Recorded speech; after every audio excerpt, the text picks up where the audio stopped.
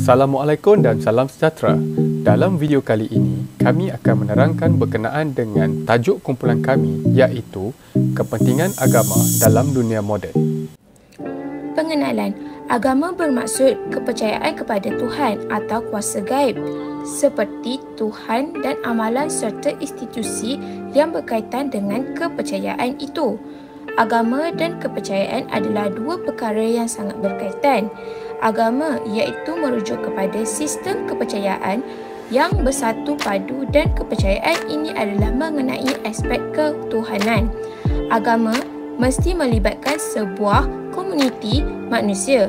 Agama adalah pegangan yang harus ada dalam diri setiap manusia. Namun begitu, ada juga sebahagian manusia tidak mempercayai Tuhan dan tidak mempunyai agama. Namun mereka berpegang teguh dengan perbuatan baik dibalas baik, perbuatan jahat dibalas hukuman dan kepercayaan balasan karma. Kepentingan agama yang paling dominan adalah ia dapat menjadi pemangkin kepada pembangunan manusia. Pegangan agama juga boleh menjadi asas kepada ketamadunan dan acuan kepada latar budaya masyarakat. Agama dapat memberi anjakan paradigma kepada tamadun yang sedang berusaha untuk membangun. Agama adalah sebuah pegangan hidup bagi setiap manusia yang hidup di muka bumi ini. Agamalah yang dapat membentuk pembangunan rohani dan jasmani yang seimbang dan sempurna. Selain itu, agama dapat menjadikan setiap manusia membentuk jiwa dan diri yang bersih. Kepentingan beragama kepada setiap manusia juga dapat menyedari tanggungjawab manusia di dunia. Terdapat beberapa objektif kepentingan agama dalam dunia moden. Pertama, mengenal pasti konsep, elemen-elemen yang wujud dalam agama serta agama-agama yang wujud di Malaysia. Kedua, mengkaji hubungan antara institusi agama dan pasca modernism. Ketiga, membincangkan kepentingan agama dalam pelbagai aspek kehidupan manusia. Keempat, mengenal pasti ancaman-ancaman pasca modernism kepada agama dan cara untuk mengatasinya. Elemen-elemen agama di Malaysia. Menurut bancaan penduduk di Malaysia pada tahun 2010, sebanyak 61.3% rakyat Malaya adalah Muslim. Diikuti 19.8% adalah pengganut Buddha, 9.2% adalah pengganut Kristian, 6.3% adalah pengganut Hindu dan sebilangannya agama atau kepercayaan yang jarang dijumpai dan diketengahkan seperti 1.3% falsafah Cina, Taoism dan Confucianism, atheism dan agnostik. Daripada penduduk dan kepercayaan lain membentuk 1.3% daripada populasi Malaysia.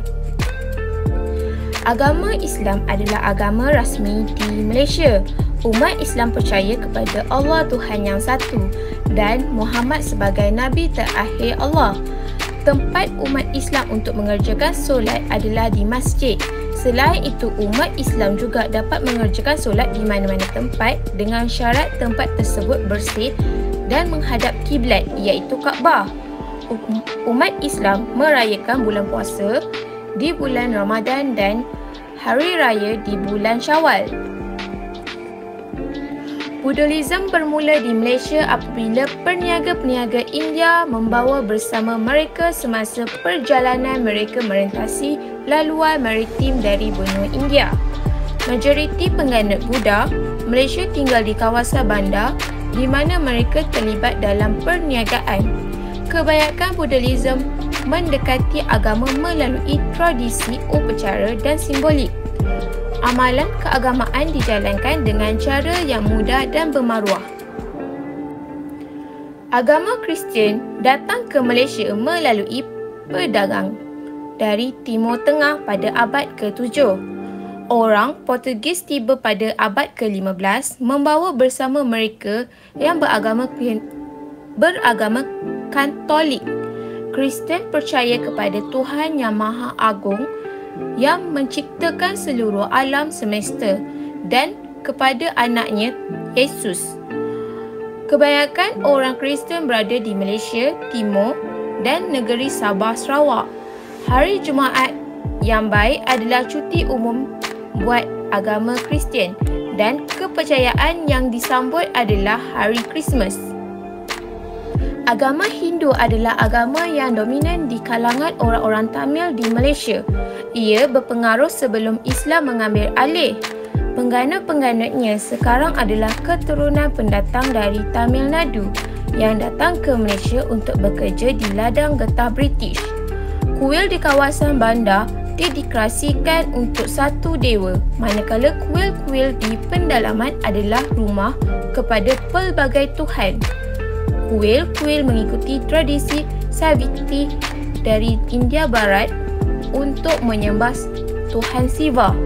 Cuti agama Hindu seperti Thai Pusam dan Diwali. Seterusnya, agama Sikh. Agama Sikh adalah agama monostetik yang merupakan salah satu daripada agama terawal di dunia. Bermula di rantau Punjab di benua India.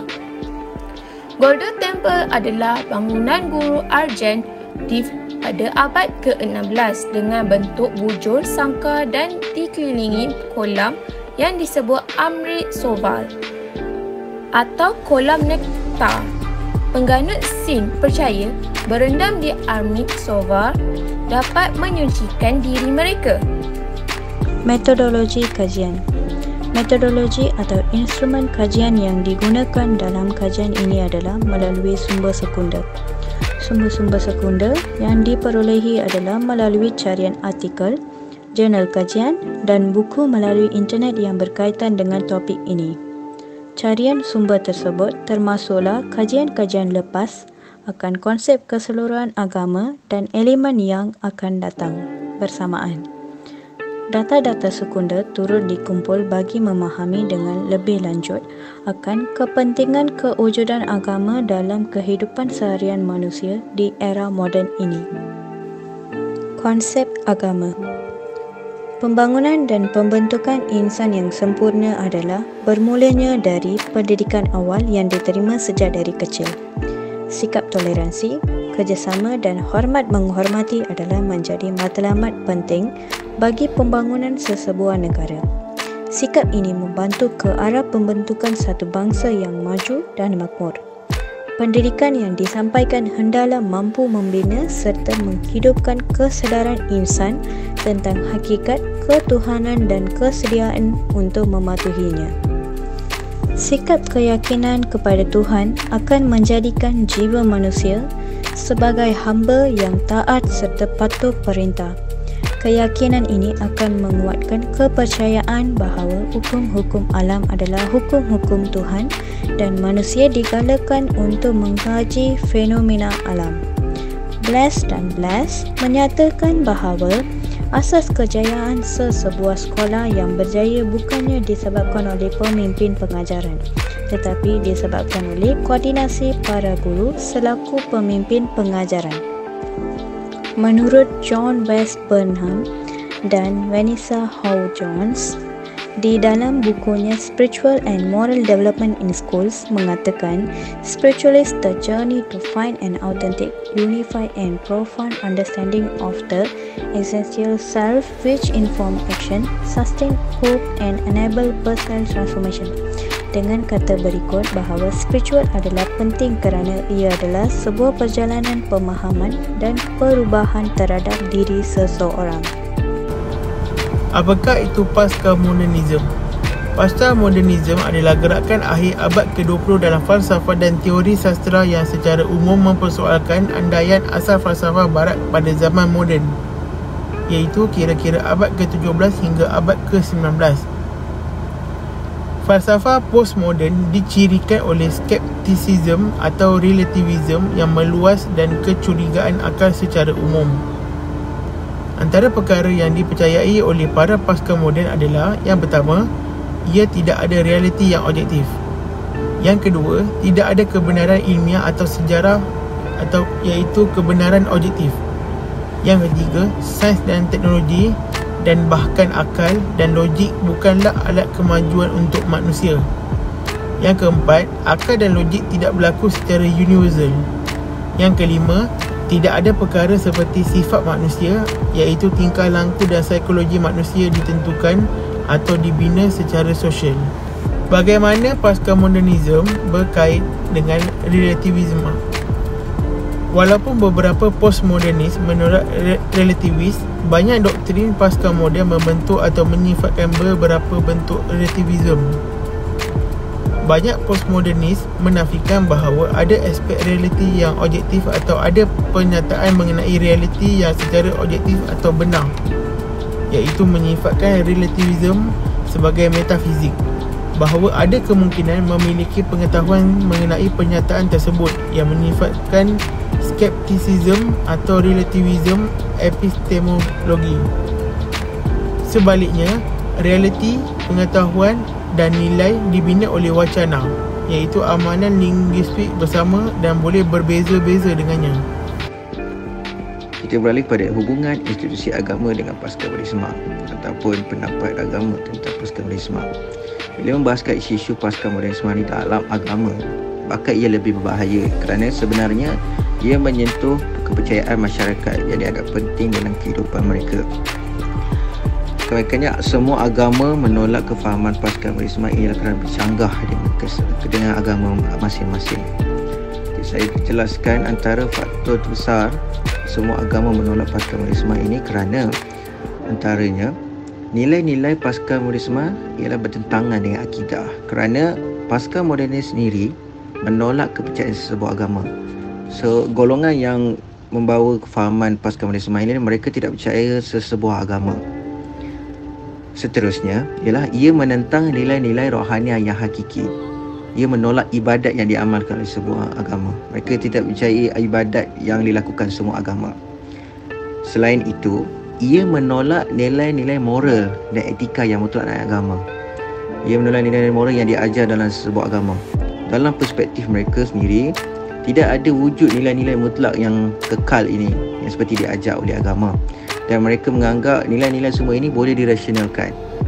Dan akhir sekali, mereka menolak sistem hukum yang dibawa agama dalam bentuk syariat seperti Islam. Seperti Islam, kita menggunakan syariat sebagai panduan hidup, tetapi mereka tidak mempercayai dan tidak ada panduan untuk kehidupan mereka. Mereka hanya percaya pada diri mereka sendiri. Mereka yang boleh berkuasa untuk membuat keputusan apa-apa pun dalam hidup mereka sendiri. Seterusnya, kepentingan agama kepada individu. Jika setiap manusia berakhlak mulia, maka sudah pasti masyarakat itu akan dipenuhi dengan keadilan, keamanan dan kesejahteraan dan selamat dari keadaan huru-hara, perpecahan, masalah sosial dan sebagainya. Antara kepentingan agama kepada individu adalah agama mengajarkan manusia tentang nilai-nilai moral sebagai hasil pemikiran manusia serta membentuk jiwa dan diri yang bersih. Membentuk jiwa dapat menjadikan seseorang manusia hidup dalam ketenangan dan keamanan. Jiwa terbentuk dari bahan yang halus dari cahaya. Ia dapat bergerak dengan sangat pantas. Kepentingan agama kepada individu yang seterusnya adalah setiap manusia dapat mencapai kebahagiaan dan kesejahteraan hidup. Ramai yang menganggap bahawa untuk mencapai kebahagiaan dan kesejahteraan hidup terletak kepada limpahan harta kekayaan, pangkat dan kedudukan. Selain itu, agama juga penting bagi setiap individu kerana setiap perbuatan dan tingkah laku yang dilakukan itu mestilah mengikut dengan keredaan dan ketetapan yang telah dilakukan oleh Tuhan serta mengikut arahan yang telah disampaikan oleh para Nabi. Kepentingan agama kepada masyarakat. Agama memilih konsep-konsep dasar mengenai kekeluargaan dan kemasyarakatan. Konsep dasar tersebut memberi gambaran tentang ajaran-ajaran agama mengenai hubungan manusia dengan manusia atau disebut pula sebagai ajaran kemasyarakatan.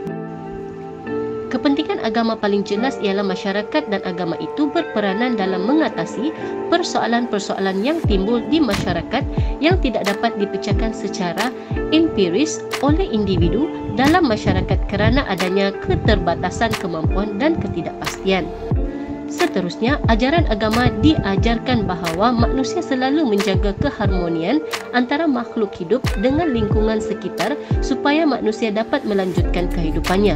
Sebagai contoh, agama mengajar kita menyantuni makhluk Tuhan yang lain seperti tumbuh-tumbuhan, binatang dan sebagainya.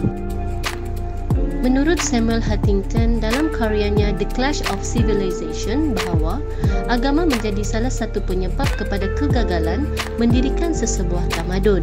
Realitinya, agama adalah satu keperluan dalam pembinaan tamadun maupun zaman moden. Pembangunan negara yang ampuh seharusnya menuju kepada matlamat pembinaan sebuah ketamadunan yang mempunyai elemen-elemen mencakupi pembangunan dari aspek rohani dan jasmani. Oleh kerana itu, selain menumpukan kepada pembangunan material, agama turut mengukuhkan dengan pembangunan kerohanian. Kontrak sosial dibina berasaskan persetujuan bersama antara kaum-kaum yang berbeza di tanah Melayu untuk saling menerima, memahami, menghormati dan bertolak ansur mengenai status quo masing-masing dalam usaha mewujudkan perpaduan ke arah kemerdekaan. Seterusnya, kepentingan agama kepada ekonomi. Perbahasan tentang pelibatan agama dalam pembangunan ekonomi telah acap kali telah dikemukakan. Persoalan ini telah diutarakan oleh ahli falsafah, bahkan juga pakar ekonomi itu sendiri. Mereka masih lagi berbicara tentang mengenai hubungan antara keduanya. Jika ditanya pada peringkat sekularisme, sudah tentu jawapan mereka agama tidak memainkan apa-apa peranan penting dalam pembangunan ekonomi dan tidak relevan. Namun, jika dilihat dari aspek sejarah, ianya menunjukkan pelibatan agama dalam kemajuan ekonomi telah lama berlaku. Bahkan, isu ini juga pernah diutarakan oleh Max Weber melalui penulisannya dalam buku iaitu Protestant Ethics and the Spirit of Capitalism 1930. Beliau menyatakan bahawa amalan dan kepercayaan dalam agama memainkan peranan penting dalam pembangunan ekonomi. Agama dilihat bukan hanya memainkan peranan dalam perkembangan ekonomi negara, bahkan ia juga turut mempunyai peranan pada peringkat mikroekonomi. Apabila membincangkan tentang aspek mikroekonomi, ia melibatkan aktiviti ekonomi yang dijalankan oleh masyarakat dan konsep konsumerisme yang berlaku. Dari sudut perspektif agama Islam, aktiviti ekonomi yang melibatkan individu dan masyarakat perlu berlandaskan kepada konsep Al-Quran dan Sunnah. Melalui keduanya, agama dapat membantu pembangunan ekonomi dengan membentuk nilai dan sifat yang baik pada diri seseorang individu tersebut. Nilai-nilai murni dan amalan sifat ini adalah amat penting dalam memastikan kesinambungan ekonomi yang didorong oleh sifat kejujuran dan etika diri seseorang tersebut. Asas kepada ekonomi dalam agama Islam telah diperkenalkan sejak 1400 tahun yang lalu dengan sistem yang berprinsipkan jelas dan mudah. Bagaimanapun, sistem ini telah dicabar oleh ahli ekonomi moden Timur Quran 1983 yang mengatakan sistem ekonomi agama Islam bukan sahaja tidak sesuai, bahkan ianya juga tidak relevan dengan masa sekarang dan hanya sesuai dipraktis dalam komuniti masyarakat yang kecil. Tambahan beliau lagi, ini berbeza dengan sistem ekonomi arus perdana yang kini sedang diguna pakai di seluruh dunia tanpa kehadiran agama. Ini merupakan suatu impak sekularisme iaitu konsep yang memisahkan antara urusan agama dan kehidupan dunia. Sedangkan konsep Islam itu adalah menyeluruh dan agama menjadi bimbingan hidup seluruh umat Islam. Apabila membuat perbandingan antara sistem ekonomi yang berlandaskan konsep agama dan sistem ekonomi tanpa agama, terdapat dua perbezaan yang ketara antara keduanya. Seperti yang pernah dilaporkan oleh Wang dan Lin pada tahun 2014, agama amat memainkan peranan yang sangat besar dalam kemajuan ekonomi di mana ia mempengaruhi kecenderungan politik, sumber buruh dan etika pekerja. Kajian ini dijalankan di China yang menyaksikan ketaksamaan pendapatan, pencemaran alam sekitar dan masalah rasuah. Kedua pengkaji ini mengaitkan ketiadaan agama sebagai salah satu punca negara China mengalami masalah-masalah ini. Pertama, mengenai secularism. Apa yang dimaksudkan dengan secularism? Secularism adalah satu fahaman yang memisahkan antara urusan agama dan kehidupan dunia seperti politik, pentadbiran, ekonomi dan pendidikan. Fahaman sekular adalah merujuk kepada perkataan Latin iaitu seculum yang berarti generasi atau zaman. Dalam agama Kristian, sekular bermaksud agama itu bertentangan dengan gereja. Untuk pengertian yang lebih jauh, sekular merujuk kepada sesuatu yang dimiliki atau bersangkutan dengan dunia lahir sahaja dan tidak ada kena-mengena dengan keabadian. Secularism menentang sebarang pengaruh agama dan manusia bebas menentukan kepercayaan mereka sendiri dan arah haluan hidupnya sendiri. Sekular atau dalam bahasa Arabnya dipanggil al-ilmaniyah diambil dari perkataan ilmu dalam bahasa Arab ain lam mim. Kononnya dari segi mafhum, ia bermaksud mengangkat martabat ilmu, jadi ia tidak bercanggah dengan mafhum Islam yang juga menjadikan ilmu sebagai suatu perkara penting bagi manusia dan menyeru kepada ilmu sejak wahyu pertama lagi. Tetapi sebenarnya, penterjemahan kalimah sekular kepada al-ilminiyah hanyalah satu tipu daya dan berselindung di sebalik slogan ilmu. Sebenarnya, kalau diperhatikan, makna tersirat bagi sekular ialah al-ladiniyah iaitu tanpa agama atau al-laghadiyah iaitu tanpa akidah. Sejarah kemunculan sekularisme bermula dari teori sekular yang lahir daripada agama Kristian yang dipisahkan daripada urusan hidup dan menolak hukum Taurat. Penindasan pihak gereja dan kelahiran teori Darwin juga merupakan antara faktor yang merancangkan lagi kelahiran ideologi ini dan perkembangannya ke seluruh dunia. Ianya telah lahir dan mula bertapak di negara barat pada zaman pertengahan iaitu zaman pembaruan Eropah. Ideologi sekularisme pula telah muncul disebabkan oleh perbalahan antara barisan pemimpin yang pro-kerajaan dengan para paderi gereja. Tambahan pula, antara prinsip di dalam kefahaman sekularisme ialah dapat meningkatkan penguasaan kebendaan dalam kalangan umat manusia. Hanya perjuangan kebenaran saja yang memberi jaminan baik untuk mencapai kehidupan yang bebas dan selamat. Kebebasan diri daripada sebarang kepercayaan dan penghayatan kebenaran sekular sangat diperlukan untuk menegakkan prinsip keharmonian dalam masyarakat. Yang kedua, fahaman liberalism. Liberalism ialah falsafah yang meletakkan kebebasan individu sebagai nilai politik tertinggi. Seseorang yang menerima fahaman liberalism dipanggil seorang yang liberal. Maksud perkataan liberal itu pula mungkin berubah mengikut konteks sebuah negara. Liberalism menekankan hak-hak peribadi serta kesamarataan peluang. Bagaimana liberalism ini terbentuk? Perkataan liberal berasal daripada perkataan Latin iaitu liber yang bermaksud bebas atau bukan hamba.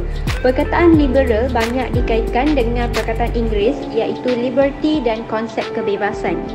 Atheist berasal dari perkataan Yunani iaitu atheos yang bermaksud tiada Tuhan. Ateisme adalah sebuah doktrin memberitahu Tuhan tidak wujud dan kewujudan Tuhan merupakan satu kepercayaan palsu menurut The Encyclopedia of Religion. Ateis secara umumnya boleh difahami sebagai individu yang tidak mengaku dan mempercayai Tuhan itu wujud, manakala ateisme pula bermaksud kepercayaan yang tidak mengakui kewujudan Tuhan iaitu berlawanan dengan theism yang bermaksud fahaman dengan mengakui kewujudan Tuhan. Golongan ateis pada zaman moden yang beriman dengan sains sahaja melalui slogan New Atheism iaitu tiada syurga, tiada neraka, hanya sains. Disebabkan itu, teori evolusi yang dikemukakan oleh Charles Darwin atau teori Big Bang dan begitu juga dengan beberapa teori yang dikemukakan oleh Stephen Hawking turut dikaitkan dengan atheism. Kesan kepada masyarakat tanpa agama. Pengabaian ini membawa kepada perkembangan gejala sosial yang tidak sihat dan menyebabkan pelbagai krisis dan masalah jenayah dalam masyarakat. Sebagai contoh, di Malaysia, kadar jenayah rogol, zina, sumbang mahram, penderaan, pembunuhan, penggunaan dadah dan rasuah telah meningkat. Maksiat dan salah laku ini jelas menunjukkan betapa Jauhnya masyarakat Islam tersasar daripada prinsip Islam yang tulen. Mereka membelakangkan petunjuk Tuhan yang menciptakan dan memberi mereka kehidupan dan mengabdikan diri kepadanya. Masyarakat telah melepaskan keperluan untuk melaksanakan undang-undang syariah untuk kehidupan moden, tinggalkan amar ma'ruf nahi munkar atas alasan kebebasan peribadi, iaitu hak asasi manusia.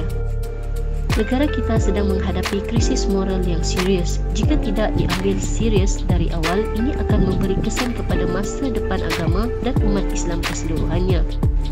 Isu moral yang berterusan di negara ini termasuk pengasingan sosial, kepenggunaan dadah, kebebasan seksual, lari dari rumah, sumbang mahram, individualism, materialism dan rasuah. Antara punca utama kes sebegini ialah pergaulan bebas yang tidak terkawal dan kurang didikan agama dan moral. Oleh itu, dalam syariat Islam, pembatasan pergaulan antara lelaki dan perempuan dititik beratkan demi menjaga kehormatan dan kehormatan diri. Kepercayaan yang hanya melibatkan seorang individu lazimnya tidak dianggap sebagai sebuah agama. Sebaliknya, agama haruslah melibatkan sebuah komuniti manusia. Agama memberi manusia petunjuk dan ajaran hidup serta memberi jawapan tentang perkara yang tidak dapat dijelaskan oleh manusia. Dengan agama juga, manusia dapat membezakan hakikat sebenar yang baik dan buruk. Selain itu, agama juga merupakan pengimbang antara unsur lahiriah dan rohaniah manusia. Oleh sebab itu, agama penting dalam menentukan keseimbangan hidup manusia. Kesan kepada dunia tanpa agama. Dunia dan seisi alam sedang tenat. Perang atas nama agama masih rancak meletus. Darah masih menitis akibat pertikaian antara dua fahaman berbeza. Konflik, kebencian, kemiskinan, perpecahan, pencemaran semuanya tidak pernah hilang. Apa yang manusia perlukan sekarang bukanlah sistem berasaskan khalifah maupun penubuhan barisan ulama yang semuanya penganut agama dan mazhab yang sama, maupun pengguna perosa lapuk untuk memikat kepercayaan majoriti kembali kepada kitab suci. Tetapi untuk mencari dan mengubah peraturan yang logik, rasional dan sesuai untuk menyusun sesuatu pengagihan ekonomi, sistem gaji, peluang pendidikan, penjagaan kesihatan, keadilan untuk orang tertindas supaya kemakmuran sosial dapat ditemui di pelosok dunia. Terdapat dua kemungkinan jika dunia wujud tanpa agama, iaitu sama ada semakin teruk malah semakin baik. Pada asasnya, agama dicipta untuk menyempurnakan akhlak dan sikap manusia serta memperbaiki tingkah laku dan sahsiah manusia. Jadi, tanpa agama, sikap dan akhlak manusia akan binasa. Ini adalah kemungkinan yang buruk. Kemungkinan lain ialah kehidupan manusia boleh menjadi lebih baik tanpa agama, menurut komunisme. Menurut ajaran ini, agama terlalu menyekat pergerakan manusia. Agama dianggap sandu yang membuatkan manusia beranggapan bahawa agama adalah satu-satunya jalan untuk mendapatkan kehidupan yang lebih baik. Dan agama juga menyekat manusia daripada pemikiran ideologi yang lain. Malah, John Lennon percaya bahawa agama mendatangkan malapetaka kepada dunia. Agama memaksa orang untuk berperang kerana setiap penganut berasa betul. Menurut Jen, dalam tafsiran lagunya berjudul Imagine, kehidupan menjadi lebih tenang tanpa agama. Dia berkata, "Imagine there's no countries, it isn't hard to do. Nothing to kill or die for, and no religion too. Imagine all the people living life in peace." John segera ditegur kerana lagu ini. Sebagai makhluk beragama, kita tidak berhak mencampuri urusan agama orang lain, lebih-lebih lagi jika mereka mempunyai alasan yang cukup kuat untuk menerapkannya dalam kehidupan mereka sendiri. Dunia tanpa agama, pengaruh atau kesannya hanya boleh dirasai oleh setiap orang. Adanya agama di dunia ini paling tidak dapat dijadikan sebagai sumber moral, petunjuk kebenaran, sumber informasi tentang masalah metafizik ataupun hal-hal yang tak terjangkau oleh ilmu manusia. Dan yang paling penting, dapat memberikan bimbingan rohani bagi manusia baik di kala suka maupun di kala duka. Kesimpulan, agama sepatutnya menyeru kepada pendamaian, berbaik sangka, toleransi dan perpaduan seakan menjadi punca konflik dan persaingan hanya kerana perbezaan agama. Agama adalah salah satu elemen primordial grace menjadi penentu kepada budaya politik kaum di Malaysia. Justru, agama dan kaum tidak dapat dipisahkan. Hal ini berikutan kekuatannya yang mampu untuk menyeragamkan dan mengamankan dunia dengan agama. Agama berfungsi sebagai faktor pendesak ke arah kemajuan dan pembangunan sesebuah negara. Agama juga membangunkan sesebuah masyarakat dalam konteks yang berpedoman dan sistem nilai dan etika. Semua agama menggariskan suatu sistem etika yang unik dan mengarahkan kepada kebaikan. Dalam agama juga mempunyai persamaan mencegah keburukan dan menyeru kepada kebaikan seperti mana menjadi teras panduan kehidupan harian. Agama juga bukan sahaja sebagai soal perhubungan dengan Tuhan dan manusia, malah ia juga merupakan sebagai soal hubungan antara manusia dengan manusia.